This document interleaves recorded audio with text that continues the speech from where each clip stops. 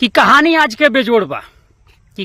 आज के बेजोड़ बा एकर हाथ बा एकर गोड़ बा, ना हंसी बा ना ड्रामा बा, एमे कलजुग के कारनामा बा। झूठ हर जगह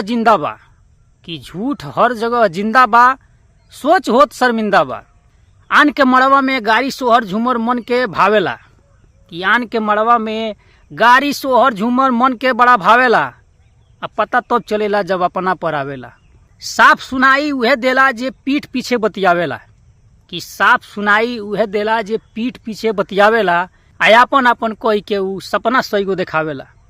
भोजपुरी में बात करे अंग्रेजी में गाना गावेला। अब पता तो चलेला जब अपना पर आवेला। कि दुखी रहे जे बटले बा सुखी देख न पावेला। आ दांव पेच लगावेला, आपस में लड़ावेला। एहो सुनेला एक तरफा बात बतियावेला। अब पता तो चलेला जब अपना पर आवेला। बात से ऊ चिन्हाई ना इतना सुंदर बतियावेला। आ मुंह में राम बगल में छुरी मुड़ी में चूड़ी पहनावेला। कि नाता गहरा बता के तहारा ला दौड़े धावेला। अब पता वो बेरा चलेला जब अपना पर